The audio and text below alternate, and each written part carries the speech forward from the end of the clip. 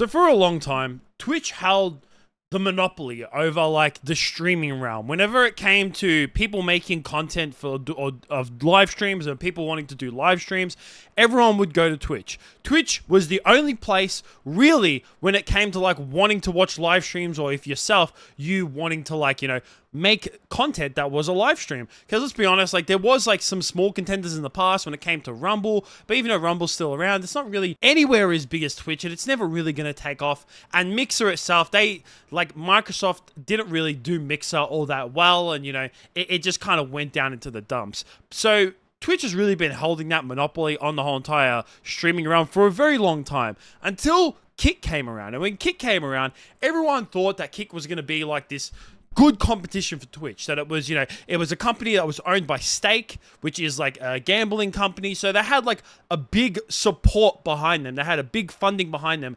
And everyone thought that Kick was going to take off. And it kind of somewhat has. But at the same time, Kick has become a really toxic and terrible website to be on at the same time. And it's recently been said as well in Jinxie's podcast. So if you know who Jinxie is arguably like one of the biggest Twitch streamers at the moment. He blew up last year. Like the man was grinding for years. At one point, like I remember him saying that like he had at one point for 1 year straight, he was streaming to only one viewer. And then last year he was streaming every single stream to tens and thousands of viewers, and at times he's peaked at like over 100,000 viewers of him just streaming R6. And recently he started up his own podcast, and on his second episode of the podcast he had Charlie on. If you know who Charlie is, it's on YouTube he's known as Penguin Zero, or he's also known as Moist Critical. Charlie's been around for fucking years. He has the biggest commentary channel on YouTube, has had that title for a very fucking long time now, for a long time. When it comes to commentary content, everyone fucking goes to Charlie. It's literally the reason why I like started doing this YouTube channel was because of fucking Charlie. And during that stream, Jinxie and Charlie got into the discussion about Kick. And when it came to Kick, they were talking about how competition is good, which it is. But then they also started talking about the community of Kick and how toxic it is from just a viewer's standpoint, and from the community that they have built up in terms of viewers, and also the community that they have built up in terms of streamers as well. And I'm going to show a couple clips now. I'm just going to cut a couple things because they talked about Kick for, I'd say, about like 10 minutes, 20 minutes during like the podcast. They talked about it for a big chunk, but there was a couple bits there that like are the ones that really stood out about how toxic the community in Kick is, and pretty much like what Kick streamers do. What do you think about the culture of Kick though? I think it is the worst. I think it's the worst thing I've ever tuned into. So the culture of Kick, and like their biggest selling point was like, we're gonna let it fly, like and I'm like, okay, like, but like I'm sure, I mean, you're pretty deep into the internet. Like I'll go on Kick from time to time. Like if I just want to like rot my brain, it's my go-to. But I think the vibe of it is like, this is the vibe of Kick right now. Move to Miami, buy a streaming backpack, and just punch someone in the face. I think it's horrible. The meta. So, but yeah, what do you think of Kick?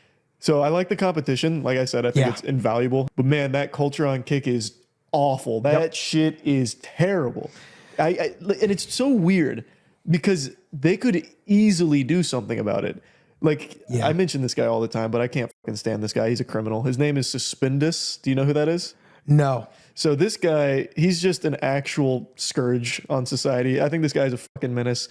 And he's a Kick streamer, and he has done all types of repulsive things, but he literally has broken the law on Kick. Oh my God. He fucked a prostitute on stream with a kid in the room, and they still did not ban him. Dude, I saw that clip. I didn't know it was him. At first, like I thought Kick was interesting because, obviously they signed like Aiden, XQC, Bruce, Rage, like all in the span of a couple months. So I'm like, bro, like maybe it'll like go down that route. But then it just went down like IRL streaming route of like just the worst thing you could imagine. Like literally. Goddamn shame, really. Yeah. Because I feel like it's pretty obvious, but any crime, illegal activity, let's not do that. I mean, like even like fist fights, I feel like why are we even streaming this?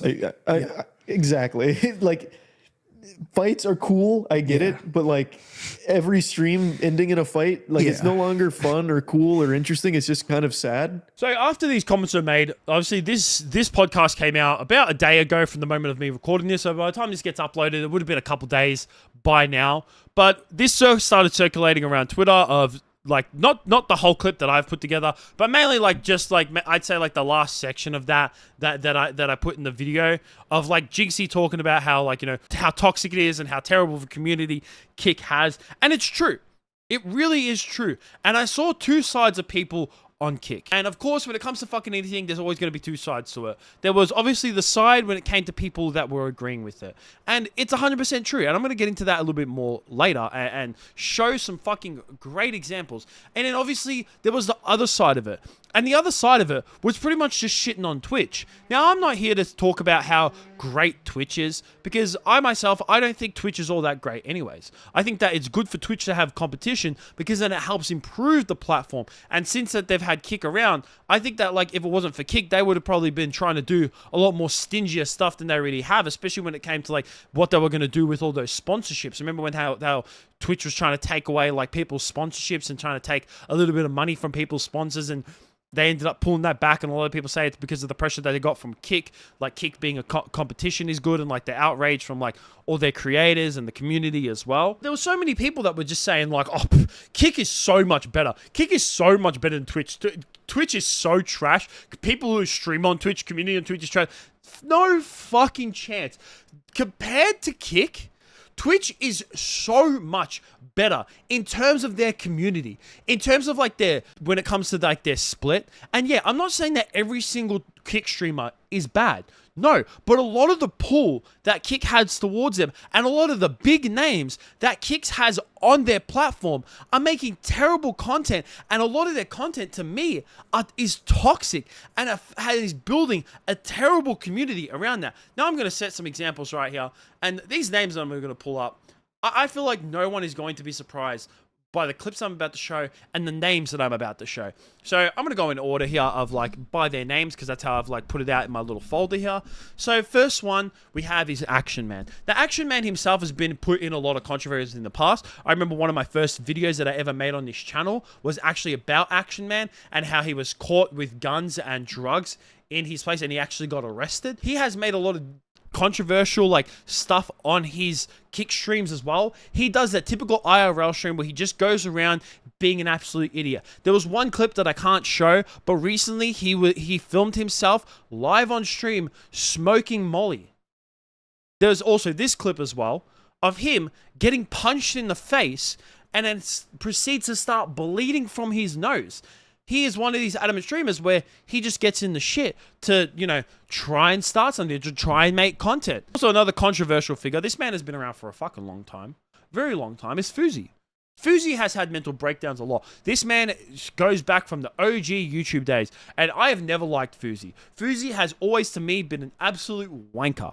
An absolute wanker from the fucking start to what is seemed to have been his end. He has not streamed recently, but I remember when Fuzi was basically streaming his whole entire fucking life. And then there was a one point where Fuzi just had a whole complete fucking meltdown on stream, proceeded to call the police, and then at the end of the stream, he got arrested. And then just disappeared out of fucking nowhere. Another controversial streamer is Ice Poseidon. Ice Poseidon has been extremely controversial for a long time now. He's actually banned on Twitch, which is seems to be a reoccurring thing when it comes to a lot of these Kick streamers. Action Man was banned. Fuzi, I'm not 100% sure. Ice Poseidon was also banned on Twitch as well, which is the reason why he's on Kick. He recently brought up controversy of where he found a 50-year-old viewer set him up with an escort because he was in Australia filming in Brisbane, and in Australia prostitution is legal here. And when this happened, he decided to fucking film it. He decided to film this man with the escort, and he proceeded to, apparently he got arrested for sexual assault as well along with this. Another Kick streamer who, oh my god, he doesn't originate from Kick, but he still streams on there. He still streams on there, and he's supposed to be one of the big pulls for this platform as well. And I have made videos about him in the past, and I can't stand this kid. Is Jack Doherty. Jack Doherty is by far one of the biggest idiots, one of the biggest dickheads on the internet in general. His content is terrible. Absolutely fucking terrible. There's this clip. I'm not sure this isn't necessarily a stream clip, but it's still like a clip of him.